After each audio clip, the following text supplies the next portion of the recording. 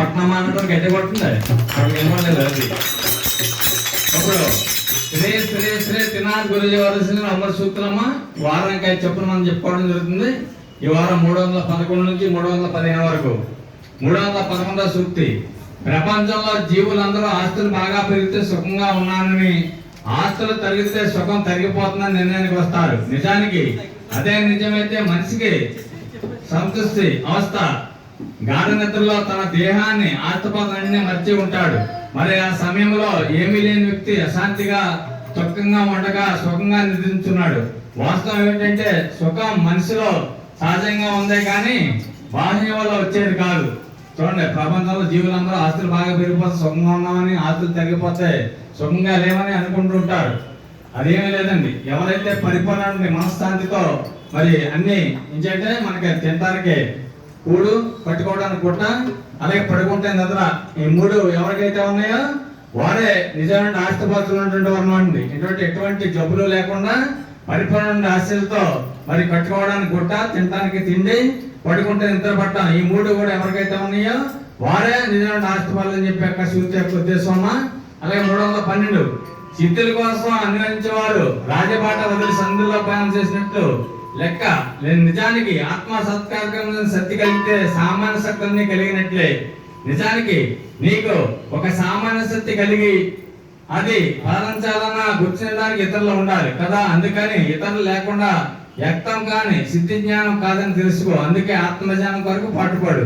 చూడండి, సిద్ధుల కోసం అన్నించేవారు రాజబాట వదిలి సందుల్లో ప్రయాణం చేసినట్లు లెక్కటండి. నిజానికి ఆత్మ సత్కారం కలిగి శక్తి కలిగితే సామాన్య శక్తిని కలిగినట్లే. చూడండి, త్రినాథ్ గురుజీ గారి ఆశీర్వాదంతో మనం చక్కగా 1994లో ఈ యొక్క కార్యక్రమం మొదలు పెట్టాం. 32 సంవత్సరాలు అడుగు పెట్టాం. 37 పూర్తయింది. మన ఏప్రిల్ నెలలో, మార్చి నెలలో 32లో అడుగు పెట్టాం. నాటి నుంచి నేటి వరకు కూడా మరి ఒక శక్తి ఒక ఉద్భవిస్తుంది మనకి. ఇక్కడ మన వీరులమ్మ తల్లి ఆశీస్సులతో ఒక శక్తి ఉద్భవిస్తుంది కాబట్టి మరి ఎక్కడెక్కడి నుంచో చూడండి, మన వీరులమ్మ కాబట్టి సత్య నాగిరెడ్డి గారి దంపతులు, మన గురుమాత గారు, వాళ్ళ అక్కగారు, బావగారు మరి ఎక్కడ ఉంటున్నారు, మరి మా యొక్క కార్యక్రమం చేసుకున్నారు. మళ్ళీ వెళ్ళాలి చింతలపూడి నుంచి మళ్ళీ వెళ్ళాలి. ఒకసారి మనకి పనులు ఏమంటే శుక్రవారం పెట్టుకుందాం. ఆ పనులు పూర్తి చేసినట్టు అమ్మవారి దర్శనం చేసుకుంటూ సస్యాన్ని కూర్చున్నట్టు అని చెప్పి ఎంతో బిజీ షెడ్యూల్లో ఉన్నా కూడా చాలా చక్కగా మరి దంపతులతో కూడా వచ్చి మన కార్యక్రమం ఆదినందుకు వారికి కూడా ప్రత్యేక ధన్యవాదాలు తెలియజేస్తున్నాం.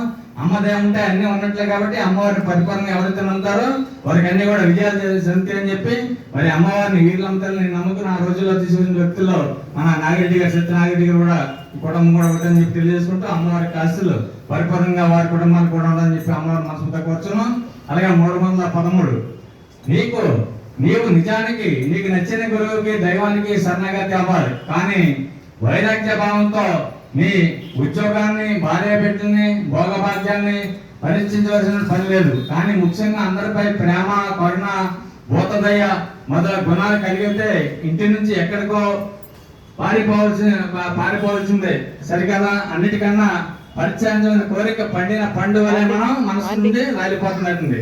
చూడండి, నీవు నచ్చిన గురువుకి, మన త్రినాథ్ గారి గురుజీ గారిని అన్నాం, ఇంకో గురువు గారిని అవ్వచ్చు, ఇంకొక గురువు గారిని అవ్వచ్చు, ఎవరైనా కూడా మనం అదే చెప్పుకున్నాం. అంటే మనం నమ్మినటువంటి గురువు సముద్రం.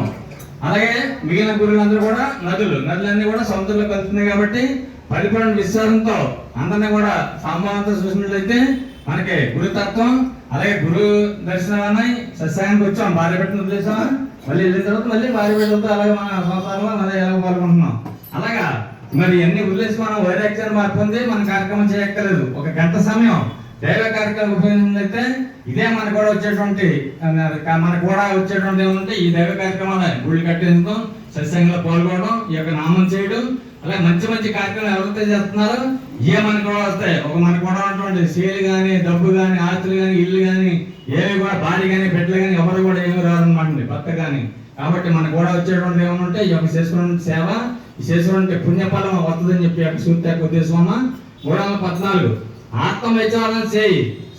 సాధకుని మనస్సు తాను తీసుకునే ఆహార పదార్థాలపై ఆధారపడి ఉంటుంది. కావున ఆహార నియమం అన్నిటికంటే ముఖ్యమైనది. కావున సాధకుడు అవసరమైనంత సాత్వికాహారం హితంగా భుజించడం వలన మనస్సులో పవిత్ర భావాలు, సాత్విక గుణాలు అభివృద్ధి చెంది సాధనకు సహకారాలు అందిస్తూ ఆత్మ విచారణకు దోహదపడతాయి. చూడండి, ఆత్మ విచారించే సాధకుడు మరి నీచు మాసాలకి దూరంగా ఉండాలండి. ఎక్కువ శాతం వారం తినేవాళ్ళు ఒక 5 రోజులు తినాలి, 5 రోజులు తినాలి, 4 రోజులు తినాలి, 4 రోజులు 3 రోజులు తినాలి, 3 రోజులు తినాలి, 2 రోజులు తినాలి. లేదా ఒక రోజు మొత్తం ఆగలనుకున్నాం. మానవులు ఎలా మానేసాం? 18 సంవత్సరాలు అయింది, అమ్మ విగ్రహంతో గురువు రాసిన మంత్రం తీసుకున్నాం కాబట్టి ఇక తినాలి అనుకున్న వాళ్ళు ఇలా తగ్గినట్లయితే మనం ఏదైనా సాధించగలుగుతాం అనేటువంటిది అమ్మవారి యొక్క అనుగ్రహం అని చెప్పి గురువు గారికి ఆశలు అని చెప్పి తెలియజేస్తున్నాం. అలాగే 315 ఆత్మ విచారణ నిలకడగలిగిన అనుభవించినాడు భుజించే ఆహారం అతనిపై ఎటువంటి దుష్ట ప్రభావం చూపదు. సాధకులకు ఉపవాసమే పరాకష్ట కాదు, పూర్తి నిరాదీక్ష మనసుని క్షీణింపజేస్తుంది. ఆత్మాత్మిక అన్వేషణ తగిన బలం ఇవ్వదు. అవున తగిన ఆహారం తీసుకుంటూ సాధన చేయాలి. ఆహారంలో ఉన్న సూక్ష్మ రక్షాలు మన మనస్సు మీద బాగా పనిచేసి పరమాత్మ సంధికి నిలబడతాయి. చూడండి, ఆత్మ విచారణలుగా కలిగినట్టు అనుభవించినాడు భుజించే ఆహారం అతనిపై ఎటువంటి దుష్ప్రభావం చూపదట్టింది. అలాగని చెప్పి మరి మనం భోజనం అనేసి మనం ఈ యొక్క కార్యక్రమాల్లో ఉంటాం కాబట్టి గొప్ప భోజనం భుజిస్తూ ఉండాలి. భోజనం చేయకపోతే మనం దేనికి కూడా పనికిరాం కాబట్టి భోజనం చేస్తూ ఉండాలి.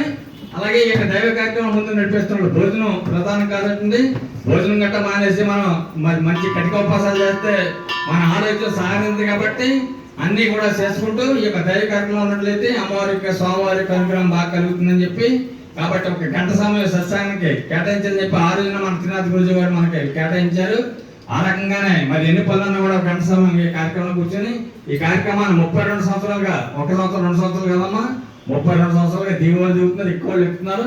ఈ కార్యక్రమం ముందుకు సాగుతున్నట్టు మీ అందరి సహకారం త్రినాథ్ గురుజీ గారి ఆశీస్సులు అమ్మవారి తెలియజేసుకుంటూ ఇప్పుడు దుర్గా సాలిస